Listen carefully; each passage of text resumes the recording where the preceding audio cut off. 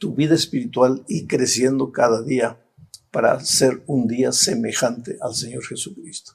Bueno, vamos al estudio de esta semana, lección número 4 para el 26 de abril del año 2025. Esta lección la vamos a estudiar en 2 semanas seguidas, ahora y la próxima semana. El título es Las Naciones. Esta semana estudiaremos la primera parte. Y el propósito de la lección de esta semana es mostrar que después de la entrada del pecado, la humanidad se multiplicó, pero se dividió en 2 grupos. La minoría, que continuaba amando, sirviendo, obedeciendo a Dios, pero la gran mayoría que se alejó y con el tiempo se olvidaron de Dios. Entonces vamos a la primera parte de este estudio bajo el título de Nimrod y Nínive. Como dije, después de la entrada del pecado, algunos quedaron fieles a Dios. El jardín del Edén todavía estaba entre ellos, entonces ellos se aproximaban del jardín del Edén. No podían entrar porque un querubín guardaba la entrada del jardín, pero del lado exterior ellos construían altares, ofrecían sacrificio a Dios.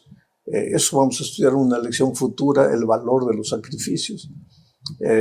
Esos sacrificios representaban al Señor Jesucristo que un día vendría para salvar a la humanidad. Quiere decir, unos pocos permanecieron fieles a Dios, pero la gran mayoría se alejó de Dios completamente.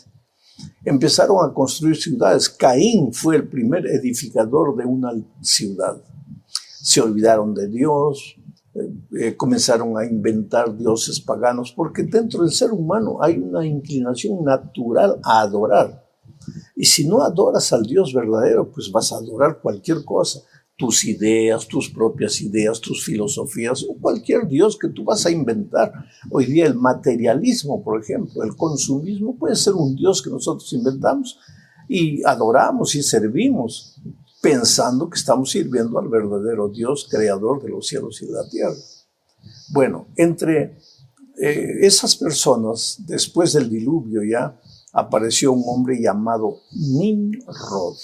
Entonces voy a leer el texto para entender lo que estamos queriendo decir en la lección de esta semana. Génesis 10:5. Mira lo que dice. De estos, de los seres humanos, descendientes de uno de los hijos de Noé, se poblaron las costas, cada cual según su lengua, conforme a sus familias, en sus naciones. Esta es la primera vez que se menciona la palabra naciones en la Biblia. En hebreo, goy, nación. En plural, goyim, naciones. Los judíos se referían a los que no servían a Dios, a los que no amaban a Dios, a los que no querían andar en los caminos de Dios. Les llamaban goyim, o sea, naciones. El título de la lección de esta semana es Las Naciones. Y vamos a ver que a lo largo de la lección de esta semana y la próxima, la expresión naciones se refiere a aquellos que no quieren servir a Dios, a aquellos que desconocen a Dios, que viven alejados de Dios. Con esto en mente, ahora leo Génesis 10:8 al 10. Dice lo siguiente. Y Cus engendró a Nimrod, quien llegó a ser el primer poderoso de la tierra. Este fue vigoroso cazador delante de Jehová, por lo cual se dice, así como Nimrod, vigoroso cazador delante de Jehová, y fue el comienzo de su reino, Babel, Erec, Akkad y Calne en la tierra de Sidar. Mira, el capítulo que estoy leyendo tiene apenas 32 versículos. Y de esos 32 versículos donde se mencionan los descendientes de Noé, de los hijos de Noé, en fin, casi puro nombre, hay 5 versículos que se dedican solamente a Nimrod. Y lo llama la Biblia, fue el primer poderoso de la tierra, o sea, una especie de gobernante, de presidente, de rey. Este fue un constructor de ciudades. Yo no sé por qué las ciudades parece que no eran el plan divino, por lo menos en la Biblia no encontramos eso, sino que fue el plan humano. Y inclusive este Nimrod se dice que fue el que tuvo la iniciativa de construir la Torre de Babel, una torre que desafiaría al poder de Dios, una torre que representaría el esfuerzo humano para quitar a Dios del escenario de la vida. Nimrod, recuérdate, un rey poderoso entre las naciones. Este es el primer poderoso que encontramos en la Biblia. Ahora, como la humanidad se iba degenerando y cada vez olvidando más de Dios, hasta los temerosos hijos de Dios se fueron contaminando con la cultura del tiempo, porque la vida es así. ¿Tú crees que hoy, porque estamos en la iglesia, porque estudiamos la Biblia, porque reconocemos a Dios como nuestro Creador Supremo, nuestra cultura es una cultura completamente cristiana, completamente bíblica? No. Vivimos en una cultura que no conoce a Dios, que ridiculariza a Dios. Vivimos en una cultura que endiosa al ser humano. Lo que importa es la opinión humana y no la opinión divina. La gente se ríe a veces de la Biblia. Esa cultura, pues, estaba hoy día, inunda nuestra iglesia, y en aquellos tiempos también lo estaba haciendo. Entonces, para entender bien lo que estoy diciendo, vamos a leer Josué 24:2, refiriéndose a Abraham, un hombre pío, y a su familia, que se suponía que era una familia temerosa de Dios. Pero mira lo que dice el texto, Josué 24:2, leo. Y dijo Josué a todo el pueblo. Este fue un discurso que Josué dio a la nación israelita antes de entrar a la tierra prometida. Dijo así: así dice Jehová, Dios de Israel. Vuestros padres habitaron antiguamente al otro lado del río. Esto es, Taré, padre de Abraham y de Nacor, y servían a dioses extraños. ¿Te das cuenta cómo la cultura del mundo, la cultura de paganismo, donde cada uno inventaba su propio Dios, adoraba a su propio Dios, estaba contaminando inclusive a los hijos de Dios? Tanto así que Taré, el padre de Abraham, Nacor, su hermano, el propio Abraham, estaban contaminados. Entonces, ¿qué es lo que hizo Dios en esas circunstancias? Porque Dios tenía que preservar los principios que ennoblecen al hombre, que hacen crecer al hombre, que promueven la felicidad del ser humano y no la destrucción de la humanidad. ¿Qué hizo Dios entonces? Llamó a Abraham. En Génesis 12, 1 al 3, encontramos lo siguiente. Pero Jehová había dicho a Abraham: vete de tu tierra y de tu parentela y de la casa de tu padre a la tierra que te mostraré. Y haré de ti una nación grande y te bendeciré. Y engrandeceré tu nombre y serás bendición. Bendeciré a los que te bendijeren y a los que te maldijeren maldeciré. Y serán benditas en ti todas las naciones de la tierra. ¿Te das cuenta? El paganismo comenzó a contaminar a la familia de Dios, así como hoy la cultura pagana puede contaminar a la iglesia de Dios. Entonces, a Abraham, Dios se le presentó un día y le dijo: mira, sal de aquí, vas a ir a una tierra distante donde no haya paganismo, y tú vas a hacer una bendición por donde vayas. Yo te voy a bendecir, yo te voy a acompañar, y en ti serán benditas todas las naciones. ¿A qué se refería?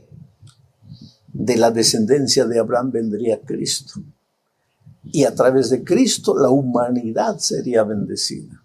O sea, esta es una profecía que apunta a Cristo hacia años adelante. Vamos a la tercera parte de este estudio bajo el subtítulo: recibió lo que pidió. El tiempo fue pasando. El pueblo de Dios, que fueron descendientes de Abraham, se fue multiplicando. Pero el pueblo de Dios, yo no sé por qué motivo, el pueblo de Dios, en lugar de estar en el arrayal divino, y alimentarse la palabra de Dios y seguir los principios, obedecer los consejos divinos, siempre está mirando para afuera, siempre está mirando para afuera.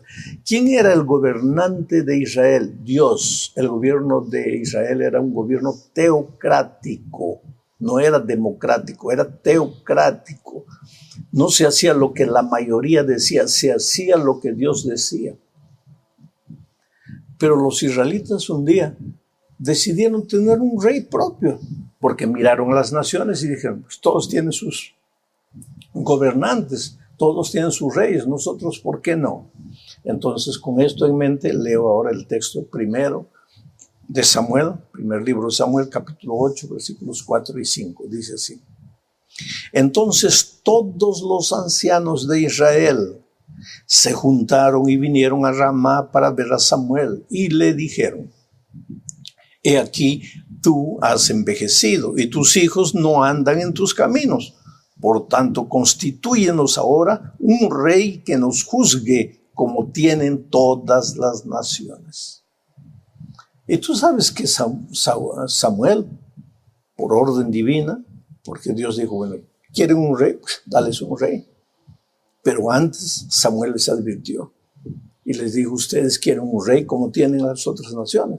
Pero miren, los reyes son injustos, los reyes son abusivos, los reyes usan mal el poder.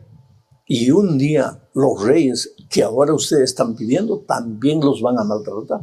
Y efectivamente es así. Si tú revisas los libros de los profetas, vas a ver que Dios envió mensajeros para reprender a los reyes, a los líderes, porque el poder, quieras o no, corrompe, el poder malogra al ser humano. Por eso alguien dice, ¿quieres conocer a un ser humano de verdad? Dale poder.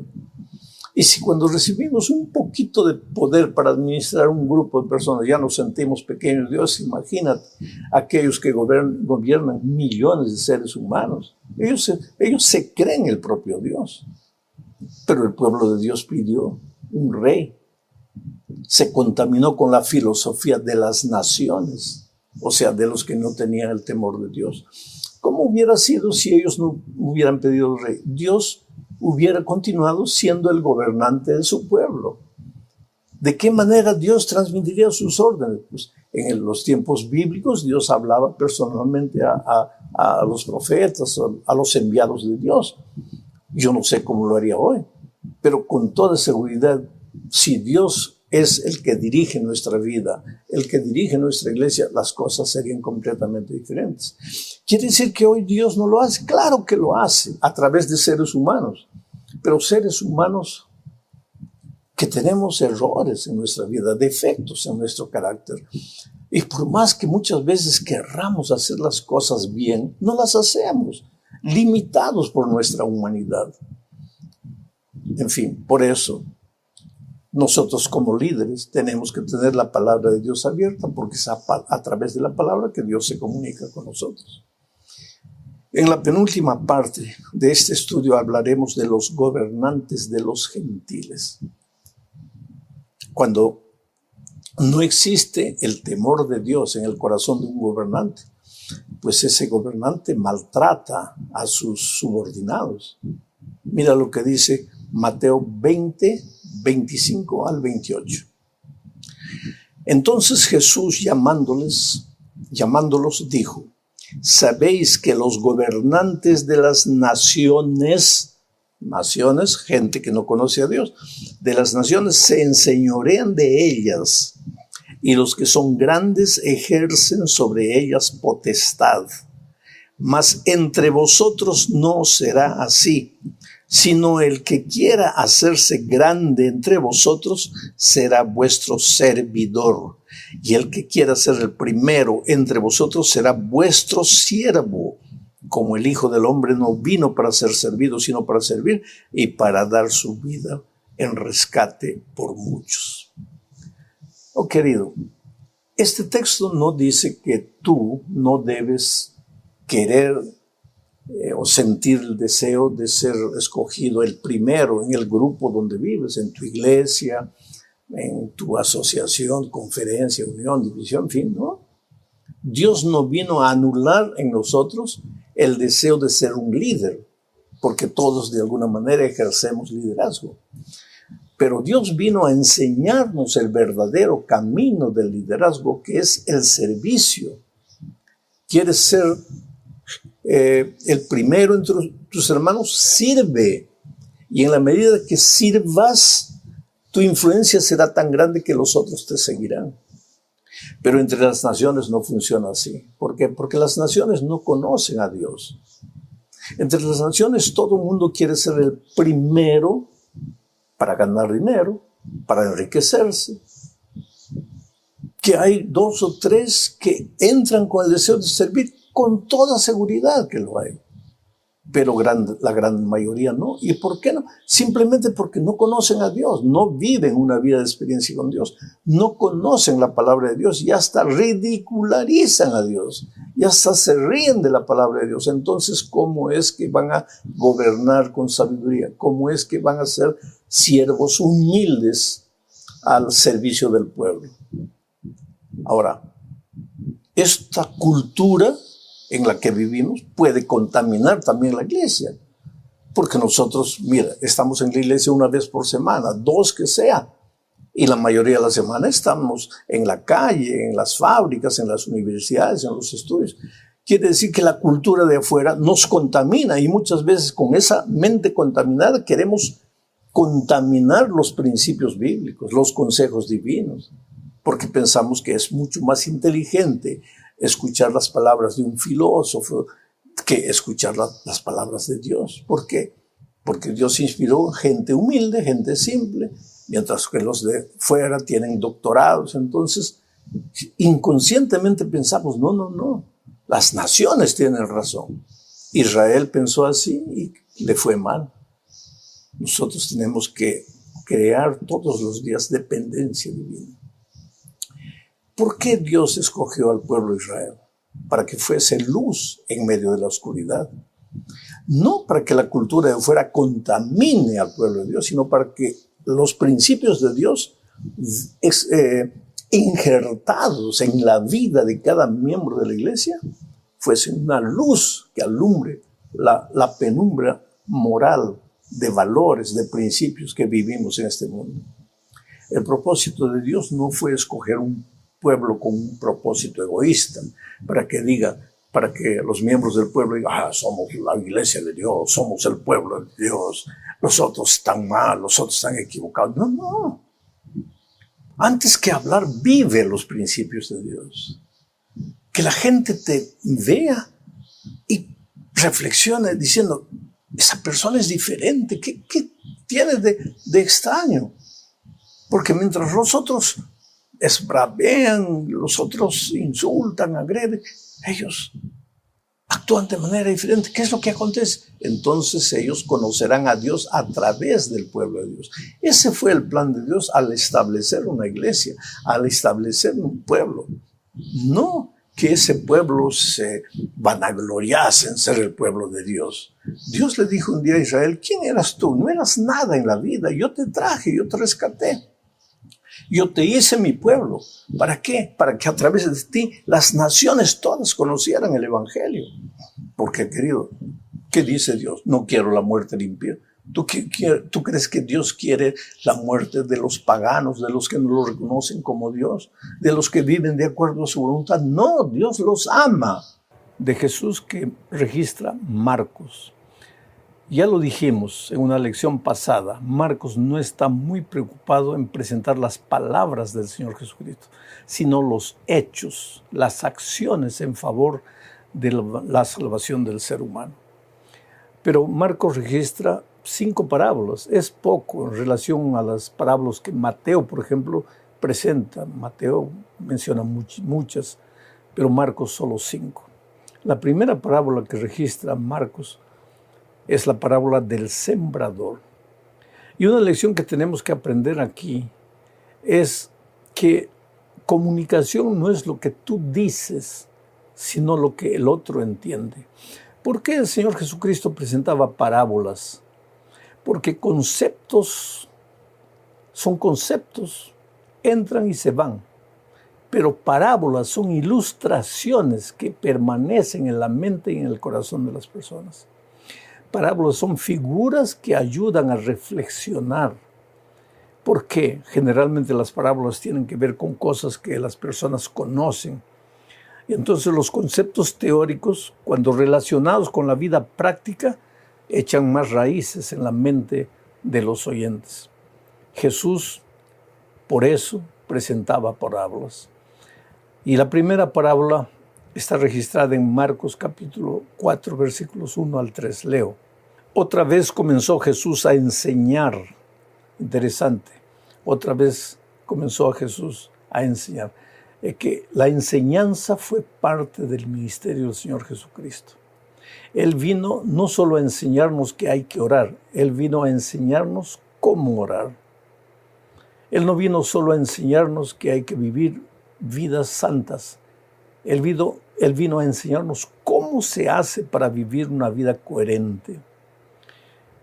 Él era un maestro, le gustaba enseñar. Entonces, sigo leyendo el texto. Otra vez comenzó Jesús a enseñar junto al mar.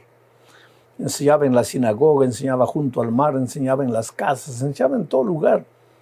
Porque todo momento y todo lugar nosotros podemos aprovechar el tiempo para enseñar. Aún trabajando podemos enseñar. Aún comprando podemos enseñar. Aún comiendo podemos enseñar.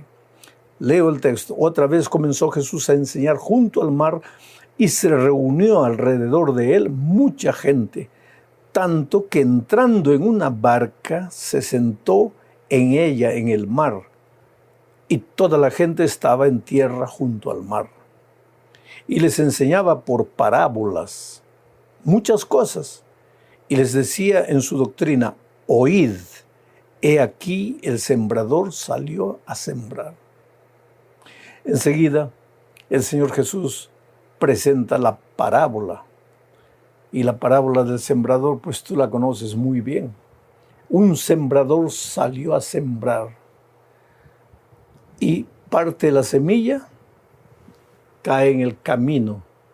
El camino, pues por ahí anda la gente, transitan los carros, las carretas, los caballos, los animales, y la tierra se queda dura. La semilla cae y no penetra porque el suelo está duro, no fue arado, es camino. Entonces vienen los pájaros que simbolizan a Satanás y se comen la semilla. Y la semilla no produce frutos.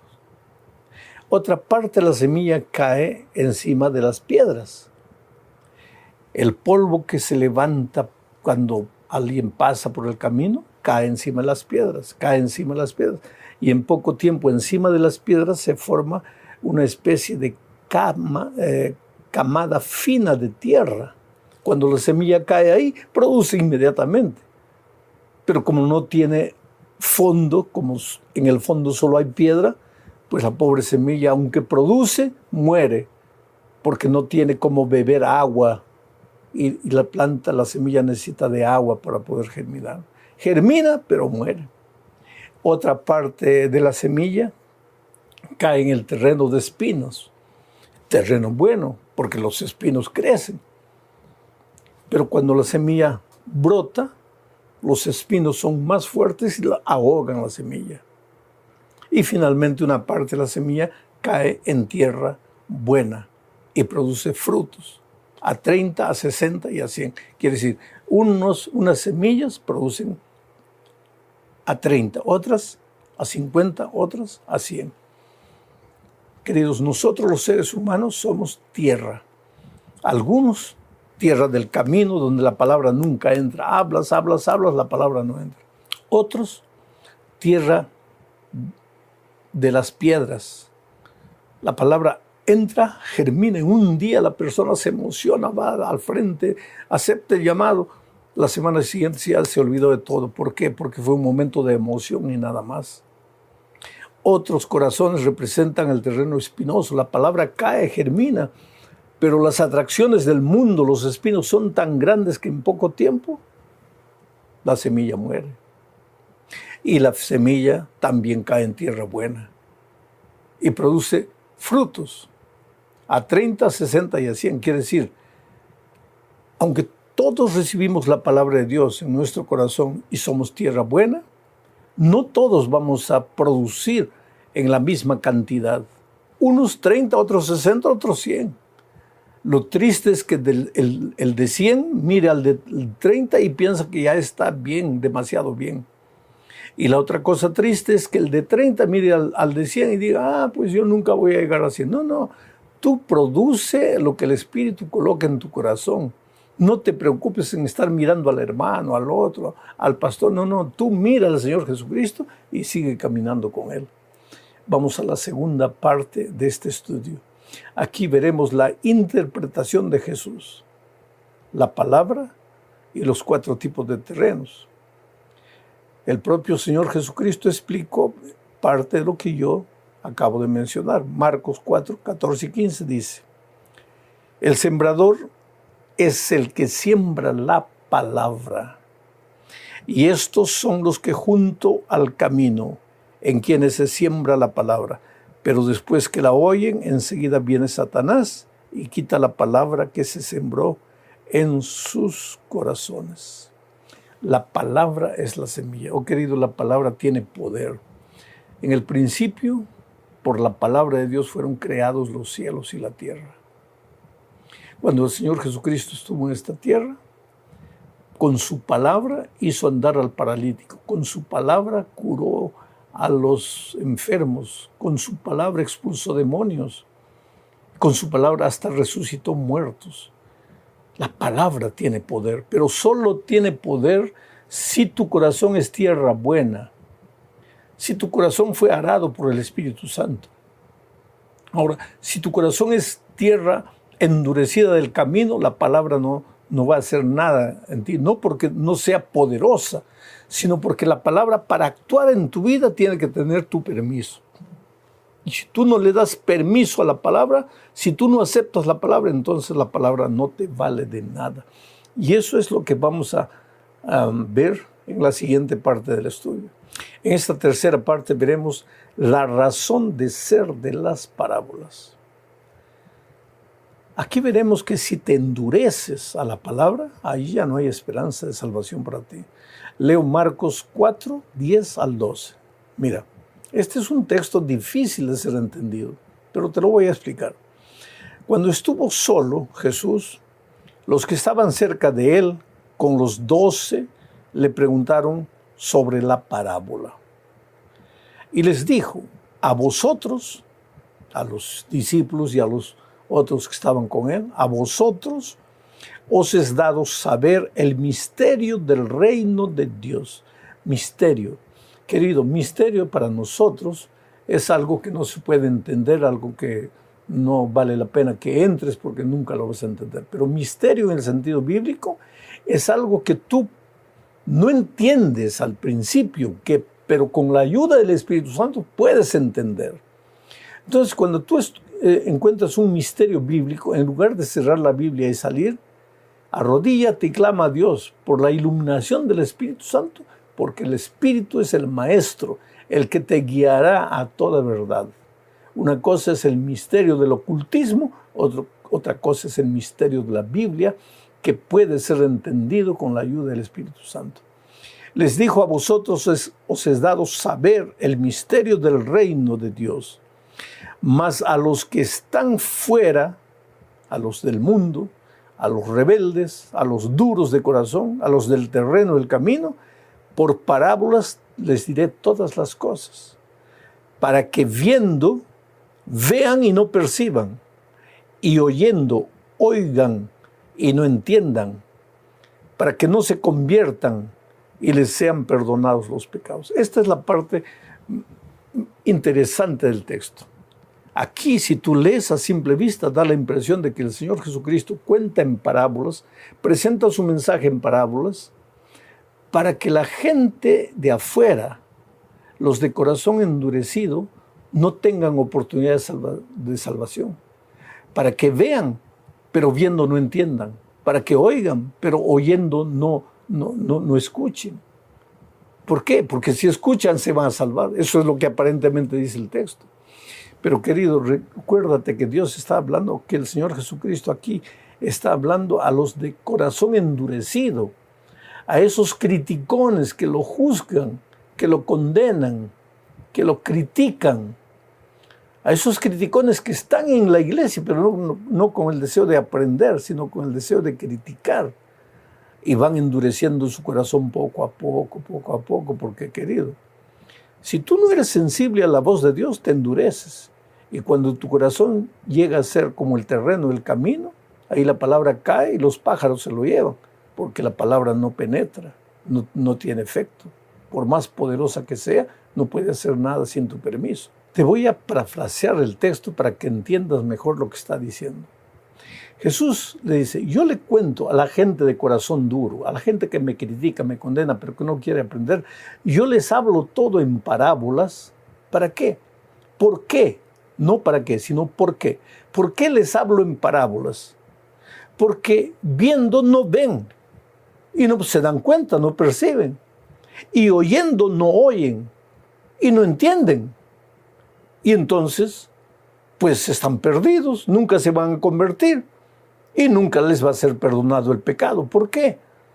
Porque han endurecido su corazón.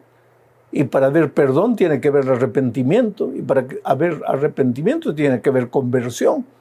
Y para haber conversión tienen que aceptar la palabra. Pero ellos no aceptan. Oyen y no ven. Escuchan. Oyen y no escuchan. Observan pero no ven. Eso es lo que el Señor Jesús quiso decir. Ahora vamos a la cuarta parte de este estudio. La lámpara y la medida. Aquí son otras dos parábolas que muestran la responsabilidad de los que aceptan el mensaje, de los que reciben el Evangelio en su corazón. Leo Marcos 4, 21 al 23.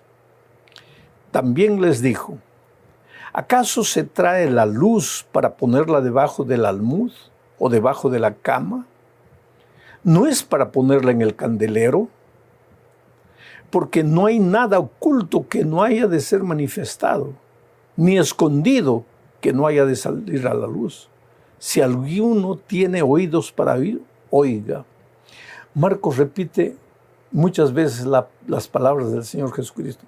Si alguno tiene oído para oír, oiga. ¿Por qué? Porque algunos tienen oído, oyen, pero no entienden, no aceptan. La palabra no penetra en su corazón. Pero aquí en esta parte, esta parábola, enseña una lección.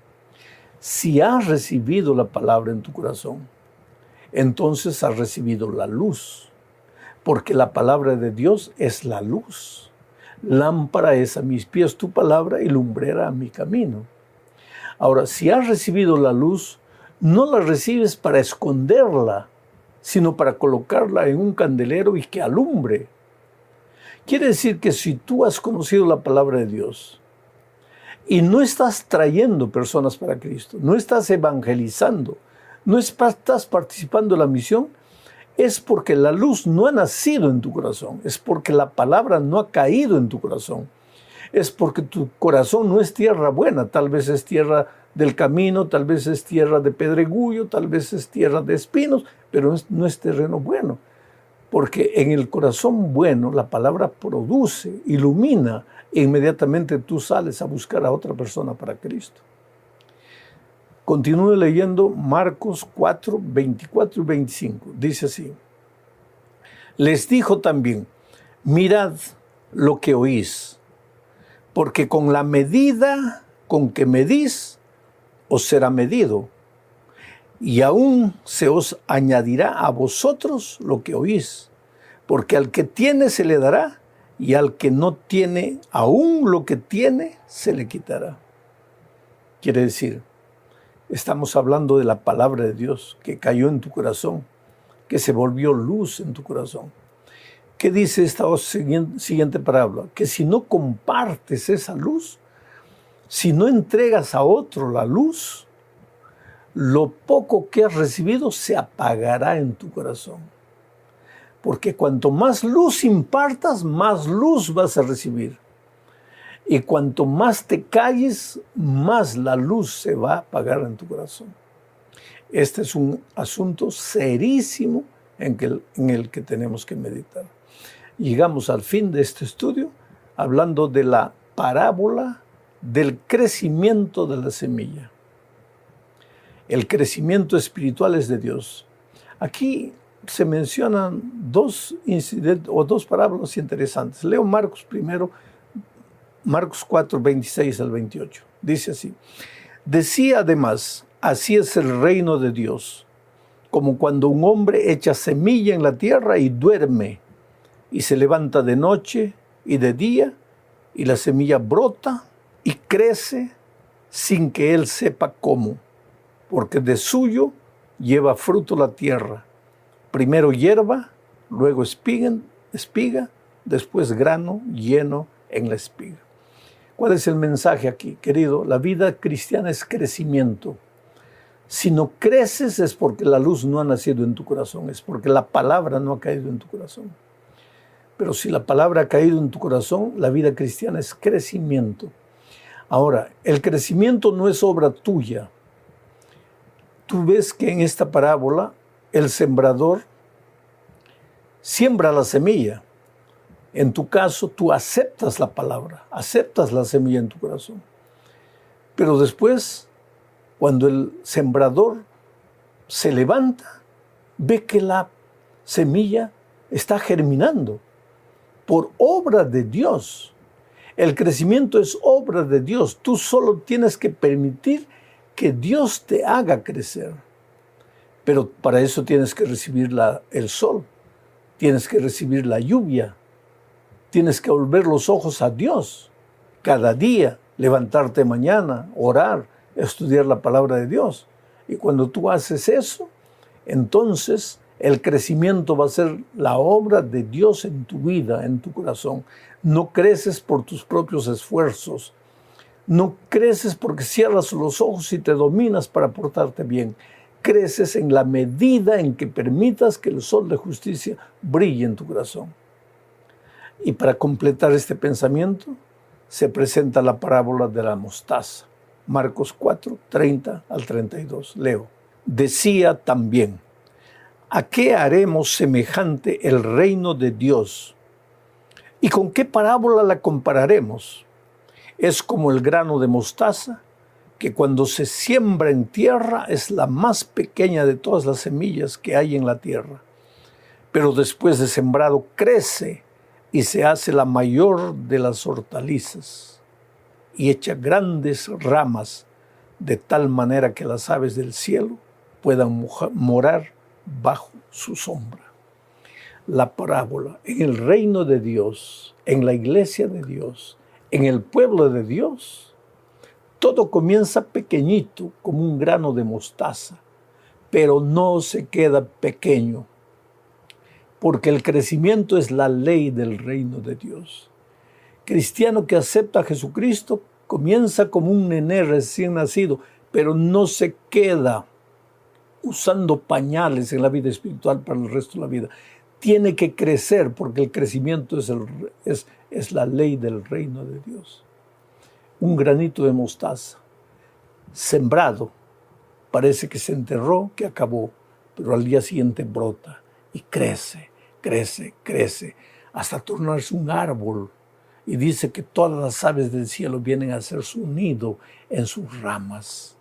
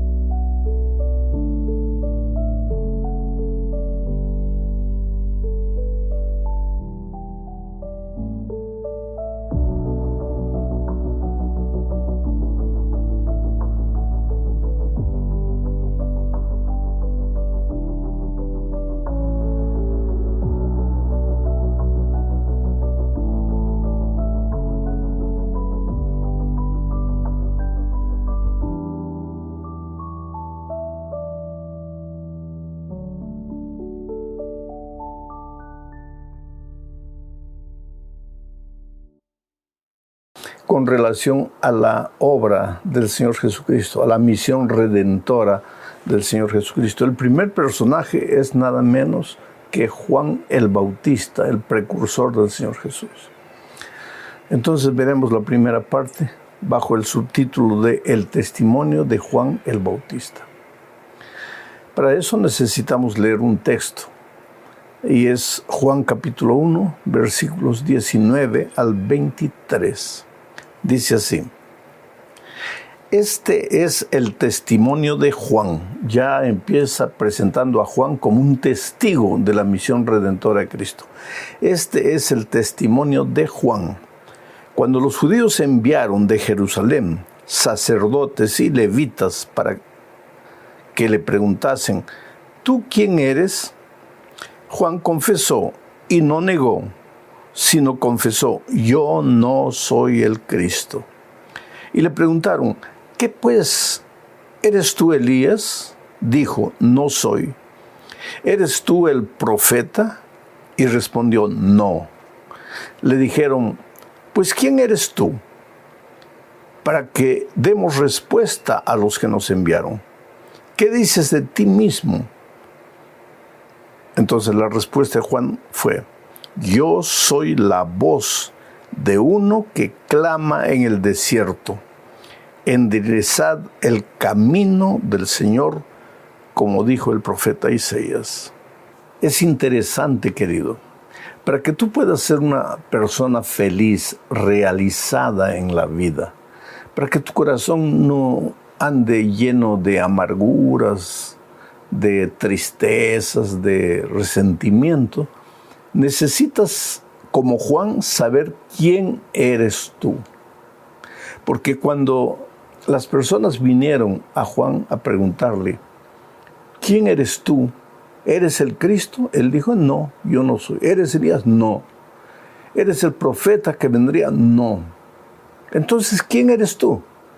Y él no titubeó en decir: yo soy el que prepara el camino para el Cristo que vendrá, el que prepara el camino. Tal vez preparar el camino, en la opinión de los seres humanos, no sea la mejor obra que una persona pueda realizar, porque en aquellos tiempos, cuando el rey iba a una ciudad, pues los caminos no eran de asfalto, eran de tierra. Entonces, pues con el clima, con la intemperie o con el tiempo se formaban huecos, hendiduras, y entonces mandaban siervos para preparar el camino, para allanar el camino. ¿Para qué? Para que el rey viniese. Me impresiona que Juan en ningún momento se consideró líder, a pesar de que tenía gente que le seguía. En ningún momento se confundió, en ningún momento pensó que era el rey, era el Mesías, ni que fuese un profeta como Elías en el pasado. Él era consciente de su trabajo, de su misión. He venido para preparar el camino del verdadero Cristo. Tú sabes que hay muchas personas en este mundo que no son felices porque no llegan al cargo que aspiran, al puesto que aspiran. Y no hay nada de malo en aspirar a ser un gerente, ser un presidente o ser el principal en la empresa donde trabajas. No hay nada de malo en eso. Yo creo que esas aspiraciones de crecimiento, esas aspiraciones de llegar más alto cada vez son aspiraciones genuinas que el Señor Jesús coloca en tu corazón. El problema es: ¿cuál es el camino para llegar ahí? ¿Es la traición? ¿Es la maledicencia? ¿Es la política? ¿Es la estrategia humana? ¿Urdir planes humanos? ¿Ser desleal? ¿Cuál es el camino para llegar a donde tú quieres llegar? Juan reconoció quién era en el momento. Dios lo había enviado para servir, para preparar el camino, y él se limitó a preparar el camino. La vida de Juan el Bautista es una vida inspiradora, porque murió de una forma anónima, lo decapitaron, pero en ningún momento él perdió de vista cuál era su lugar en esta tierra. Y yo te pregunto, ¿tú sabes quién eres o tú piensas que eres lo que no eres? ¿Tú sabes a qué has venido al mundo? ¿Cuál es tu papel? En tu opinión, ¿la misión que estás cumpliendo te parece muy irrelevante, sin importancia, insignificante? ¿O eres feliz haciendo lo que haces? Sabes, tu crecimiento en cualquier área de la vida va a depender de la fidelidad de tu trabajo, de tu servicio en las cosas pequeñas. Si no eres capaz de ser fiel en las cosas pequeñas, ¿cómo aspiras a lugares mayores? Este es un asunto que hay que ver. Juan fue uno de los testigos que entendía que el Señor Jesucristo era el Mesías que había venido a redimir al ser humano. Y no del poder político de Roma, sino del pecado. Y eso lo vemos en la segunda parte de este estudio, donde estudiaremos al Cordero de Dios. Aquí veremos que Juan levanta al Cordero de Dios, al Señor Jesucristo, y también habla de la misión redentora de Cristo. Leo entonces Juan capítulo 1, versículos 29, 30, 34, 33 y 34. Dice así: el siguiente día vio Juan a Jesús que venía a él y dijo. Bueno, antes de continuar con la lectura, quiero destacar dos pensamientos que yo encuentro en este texto. Primero, el siguiente día. Siempre hay un siguiente día, querido. Lo que tú estás haciendo hoy está bien para hoy, pero mañana es otro día.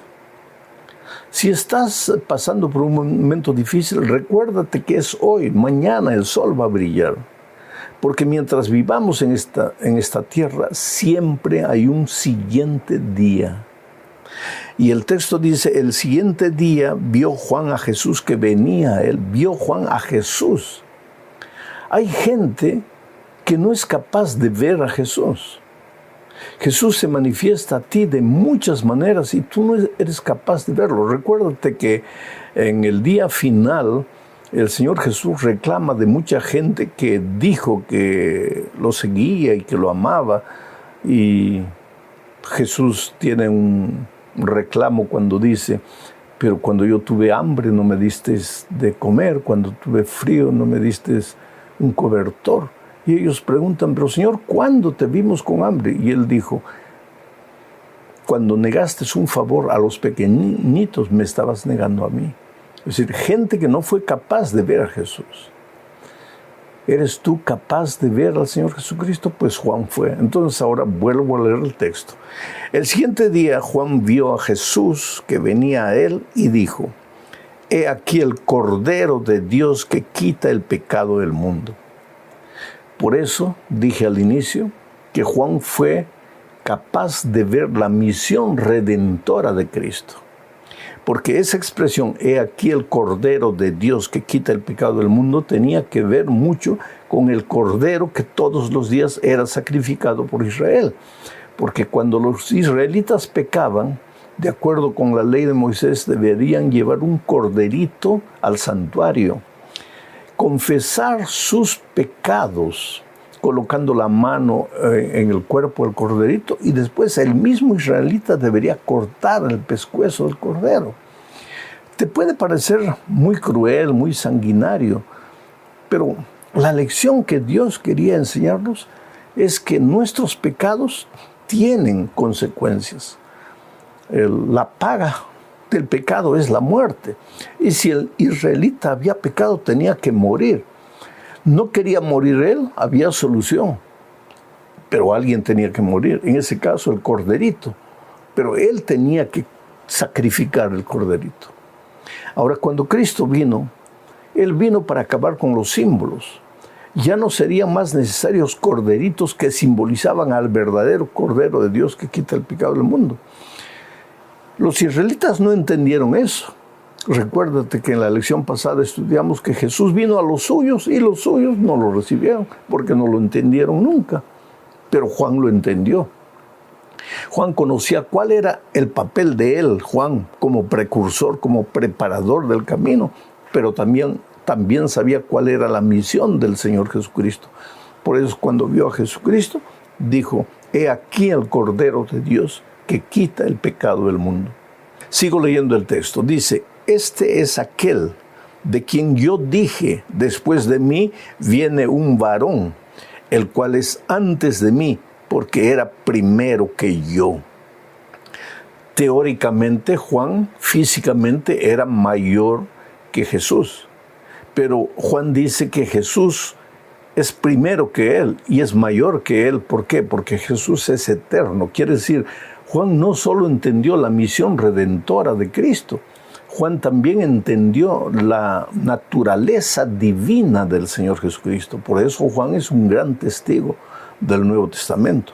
Sigo leyendo el texto. Dice: y yo no le conocía a Jesús, pero el que me envió a bautizar con agua, ¿y quién es ese? Dios.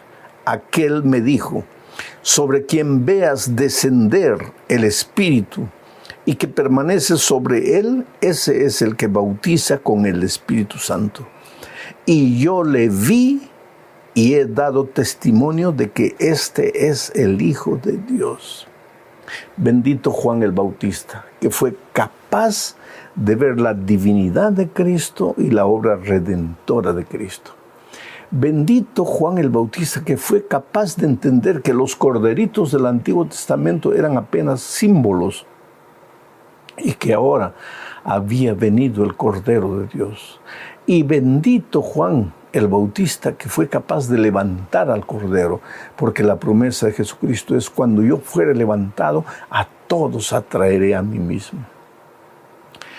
Cada vez que tú prediques un sermón o enseñes la lección de la escuela sabática y levantes al Señor Jesucristo, las personas serán atraídas, no a ti, al Cristo que tú levantas. Pero Jesús tiene que ser el principio, el medio y el fin de nuestra enseñanza.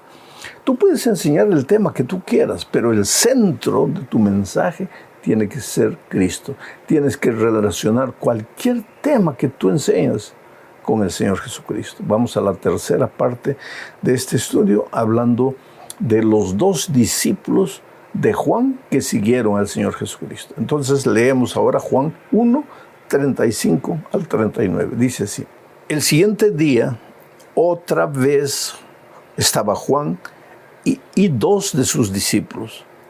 Y mirando a Jesús que andaba por allí, dijo: he aquí el Cordero de Dios. Le oyeron hablar los dos discípulos y siguieron a Jesús. Y volviéndose Jesús, viendo que le seguían, les dijo: ¿qué buscáis? Ellos le dijeron: Rabí, que traducido es maestro, ¿dónde moras? Les dijo: venid y ved. Fueron y vieron dónde moraba, y se quedaron con él aquel día, porque era como la hora 10:00. En este texto que acabo de leer hay algunos pensamientos interesantes. Juan levantó al Cordero. He aquí el Cordero de Dios que quita el pecado del mundo. Y los dos discípulos que estaban con Juan siguieron a Jesús. Este es el resultado cada vez que tú levantas a Cristo en tu mensaje, en el estudio bíblico que des, en la doctrina que presentes, no importa. Cada vez que tú levantas a Jesús, las personas no se oponen, las personas siguen a Jesús. Existe en Jesús algo maravilloso que la mente humana no puede entender. Algunos teólogos le llaman la atracción de la cruz. Su amor constriñe, su amor conquista, su amor cautiva. Cada vez que tú levantes al Señor Jesucristo, las personas serán atraídas al Señor Jesucristo. Y estos dos discípulos de Juan fueron los primeros dos que siguieron al Señor Jesucristo. Ahora, cuando lo estaban siguiendo, dice el texto que Jesús paró y les preguntó: ¿qué quieren? ¿Qué es lo que buscan? Y ellos le dijeron: Rabí, ¿dónde moras? ¿Dónde vives? ¿Dónde habitas?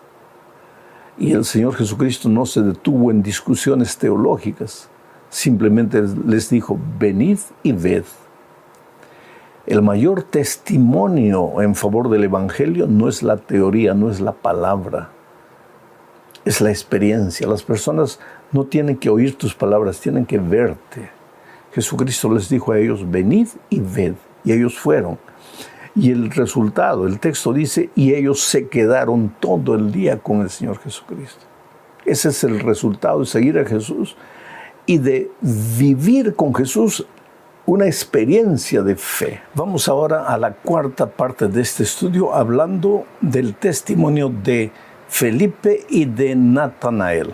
Entonces leo Juan 1, 43 al 46. Dice así. El siguiente día quiso Jesús ir a Galilea y halló a Felipe y le dijo, sígueme. Y Felipe era de Betsaida, la ciudad de Andrés y Pedro. Felipe halló a Natanael y le dijo, hemos hallado a aquel de quien escribió Moisés en la ley, así como los profetas, a Jesús, el hijo de José de Nazaret. Natanael le dijo, ¿de Nazaret puede salir algo de bueno? Le dijo Felipe, ven y ve. En este texto encontramos dos pensamientos interesantes. El primero, al día siguiente el Señor Jesucristo encontró a Felipe. Le dijo, ven y sígueme. Y Felipe le siguió, porque Felipe ya estaba preparado. Felipe ya había oído hablar del Señor Jesucristo. Pero ¿quién le habló a Felipe acerca de Jesús? Hay una parte del texto que pasa a veces desapercibida. Dice, ahora Felipe era de la ciudad de Andrés y de Pedro. Andrés y Pedro fueron los dos primeros discípulos que siguieron al Señor Jesucristo. ¿Quién le habló a Felipe acerca de Jesucristo? O Andrés o Pedro. O sea, aquí está la prueba de que Juan levanta a Jesús, Andrés le sigue. Ahora, Andrés levanta a Jesús, Felipe le sigue. Y ahora vemos que el texto dice que Felipe inmediatamente cuando aceptó al Señor Jesús como su Salvador, salió corriendo a buscar a su amigo Natanael y le habló del Señor Jesucristo. Natanael, con el corazón un poco duro, dudó porque cuando Felipe le dijo que Jesús venía de Nazaret, Felipe tampoco entendía que Jesús no había venido de Nazaret. Jesús había venido del cielo, era el Dios encarnado. Pero había nacido vivía en la región de Nazaret, y Felipe le dijo, Jesús que viene de Nazaret. Y Natanael pregunta, pues de Nazaret puede venir algo bueno, porque Nazaret era una ciudad pequeña, pero una ciudad bastante corrupta, bastante violenta, gente incrédula. Entonces Felipe tampoco creyó. Se preguntó, ¿puede venir algo bueno de Nazaret? Y si tú sigues leyendo la historia vas a ver que Natanael finalmente se entrega al Señor Jesucristo. Lo que destaca de este texto es que el testimonio de Juan lleva a sus discípulos a aceptar a Jesús. El testimonio de los discípulos lleva a otro, como Felipe, a aceptar a Jesús. El testimonio de Felipe lleva a Natanael a aceptar a Jesús. Esta es la manera como el Señor Jesucristo tendrá que ser conocido en el mundo entero. Tendrá que haber hoy día Juanes, Andrés, Pedros, Felipe y Natanaeles. Nosotros podemos ser uno de ellos. Jesús llegó a tu vida, entonces tienes que levantar al Cordero de Dios que quita el pecado del mundo, y las personas serán atraídas al Señor Jesucristo. Pues llegamos al fin de este estudio hablando del testimonio de Nicodemo. Ahora, Nicodemo era un maestro entre los judíos. Era un rabino también, era muy respetado por su conocimiento teológico. Mira la manera como Nicodemo se aproxima de Jesús. Leo Juan 3, 1 al 3. Había un hombre de los fariseos que se llamaba Nicodemo, un principal entre los judíos.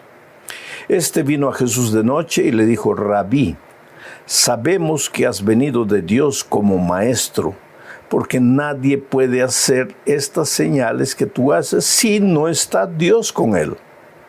Respondió Jesús y le dijo, de cierto te digo, que el que no naciere de nuevo no puede ver el reino de Dios.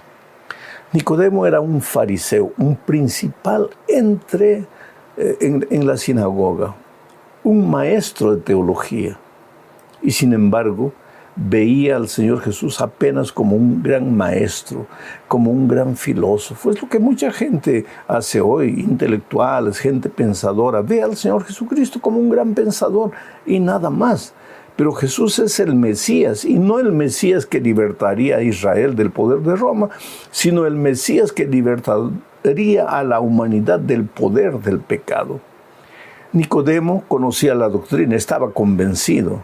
Era un doctor en teología, pero él no estaba convertido. Convicción tiene que ver con cambio de pensamiento, conversión tiene que ver con cambio de vida.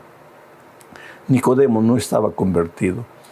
Por eso el Señor Jesucristo le dice que él tiene que nacer de nuevo si quiere ver el reino de Dios.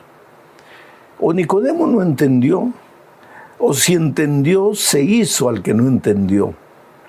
Porque inmediatamente Nicodemo le dijo, pero Señor, ¿cómo un hombre viejo puede nacer de nuevo? ¿Puede entrar al vientre de la madre y nacer? Y Jesús lo miró. Y querido, cuando Jesús te mira, te ausculta el alma, te lee el corazón, los pensamientos. Tú puedes fingir, aparentar, usar el sarcasmo delante de los hombres, pero no delante del Señor Jesucristo. Él conoce lo que estás pensando. Y Jesús lo miró y dijo, Nicodemo, Nicodemo, lo que es nacido de la carne es carne, pero lo que es nacido del Espíritu es del Espíritu. Tú sabes que yo no te estoy hablando de nacimiento físico, te estoy hablando del nacimiento espiritual. Tu cabeza está llena de teoría y de conocimiento, pero tu corazón está vacío, porque tú nunca pasaste por la experiencia de la conversión. Y tú sabes que hoy hay mucha gente, inclusive dentro de la iglesia, que tiene la cabeza llena de teoría. Son maestros de la doctrina, pero nunca han tenido un encuentro personal con Jesucristo. Y querido, la experiencia cristiana nace a partir del momento en que te encuentras con Cristo.